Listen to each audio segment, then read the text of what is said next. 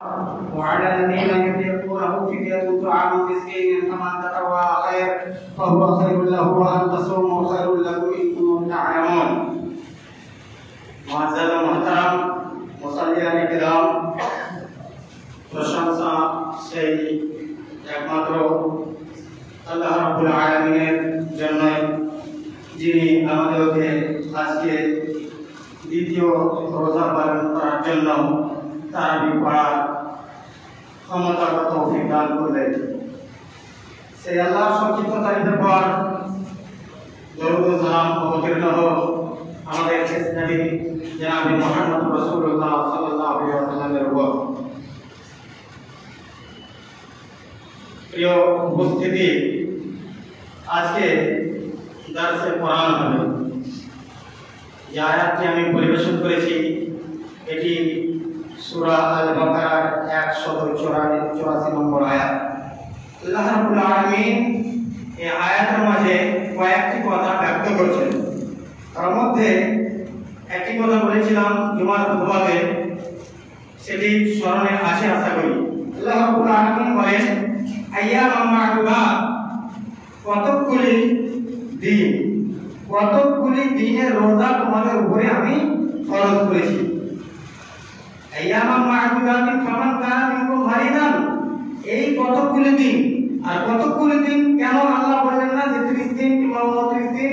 এজন্যই যে মাস দুই প্রকারের হয়, 29 আর 30। এজন্যই কতগুলি দিন বললেন। ফামান কানা মিনকুম মারিদান আওয়ালা সাফারিন, তো গুরুত্বপূর্ণ মাসলা। এই মাসে এই দিনগুলিতে যারা তোমাদের মধ্যে কি হবে, অসুস্থ অবস্থায় থাকবে, আওয়ালা সাফারিন কিংবা সফরের অবস্থায় থাকবে, সফরে বেরিয়ে গেছে, ফা'iদাতুম মিন আইয়ামিন উখরা, সে যেন সেই সিয়াম পালন করে, রোজা পালন করে পরবর্তী দিনে, পরবর্তী মাসে। তারপরে আল্লাহ রাব্বুল আলামিন বলেন ওয়া আলাল্লাযীনা ইউতিকুনাহু ফিদিয়াতুন তা'আমু মিসকিন, আর তোমাদের মধ্যে যারা ধর্মন্তসারী ব্যক্তি, তারা নিজে রোজা না রেখে প্রত্যেক রোজার বদলে এক একটি মিসকিনকে খাওয়িয়ে দেবে, আর নিজে রোজা রাখতে হবে না। এ ছিল পূর্বেকার বিধান। আর তারপরে যখন আল্লাহ রাব্বুল আলামিন আয়াত অবতীর্ণ করলেন ফামান শাহিদা মিনকুমুশ শাহরা ফালইয়াসুমহু, যারা তোমাদের মধ্যে সুস্থ সবল শরীরে এই রমজানুল মুবারক মাসকে পেল, তাদেরকে রোজা করতেই হবে, রাখতেই হবে, একান্তই কর্তব্য, দায়িত্ব, কম্পালসারি ফরজ। তাহলে এই যে ওয়া আলাল্লাযীনা ইউতিকুনাহু ফিদিয়াতুন তা'আমু মিসকিন, এর তাহলে অর্থ কি হবে? যে তোমাদের মধ্যে যারা ধনী শীল ব্যক্তি, এটা ছিল বিধান, কিন্তু বর্তমানে সে আয়াত তেলাওয়াত জারি এবং হুকুম মানসুখ। এই হুকুম কি আছে? ওয়া আলাল্লাযীনা ইউতিকুনাহু ফিদিয়াতুন তা'আমু মিসকিন, যে যারা তোমাদের মধ্যে এই আতাকা ইউতিকু ইতাকান বাদে ইফআল থেকে আছে, আর বাদে ইফআলের একটি বৈশিষ্ট্য খাসিয়াত হচ্ছে সালবে মাখাস।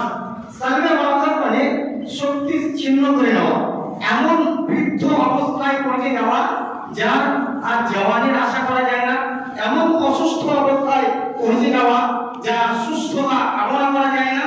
ওই ব্যক্তি করবে কি, প্রত্যেক রোজার বদলাতে এক এক মিসকিনকে খাওয়িয়ে দেবে, তার উপরে আর রোজা ফরজ নয়।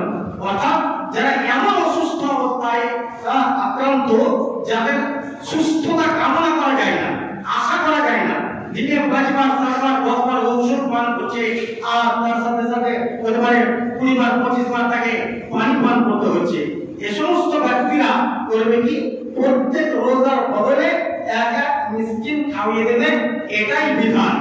তাহলে ওই বিধান, যে পূর্বেকার বিধান, যে ধর্মন্তসারী হয়ে রোজা রাখিয়ে দেবে, অপরকে মিসকিন খাওয়িয়ে দেবে, সেটা ছিল, কিন্তু ওই হুকুম মানসুখ। ফামান শাহিদা মিনকুমুশ শাহরা ফালইয়াসুমহু তাআতে, এই আয়াতের হুকুম এবার কি, যে যারা একদম বৃদ্ধ অবস্থায় উমর দারাজ হয়ে যাবে, কিংবা এমন অসুস্থ অবস্থায় আক্রান্ত, এমন যে রোগ থেকে মুক্তি পাওয়ার সম্ভাবনা নাই, ওই লোকটি করবে কি প্রত্যেক রোজার বদৌলতে এক এক মিসকিনকে খাওয়িয়ে দেবে। এটাই হলো বিধান।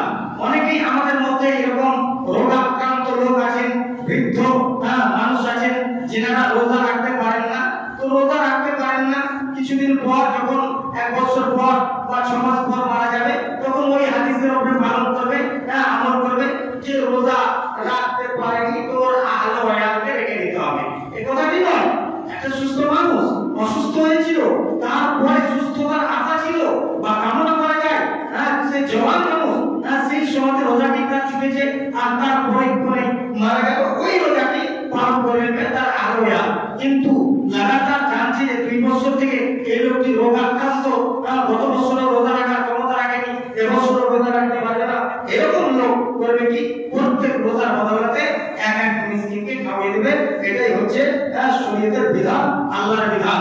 আল্লাহর কাছে দোয়া করব, আল্লাহ যতগুলি মানুষ রোগাক্রান্ত আছে তাদেরকে সেবায় আজীবন সেবায় কামিল দান করো, এবং বিশেষ করে যারা এমন বৃদ্ধ অবস্থায়, এমন অসুস্থ অবস্থায় পৌঁছে গেছে, যার সুস্থতা কামনা করা যায় না, তারা যেন প্রত্যেক রোজার বদৌলতে এক এক মিসকিনকে খাওয়িয়ে দিতে পারে, এরকম মনোভাব তৈরি করে রাখো। আমিন। আসসালামু আলাইকুম ওয়া রাহমাতুল্লাহি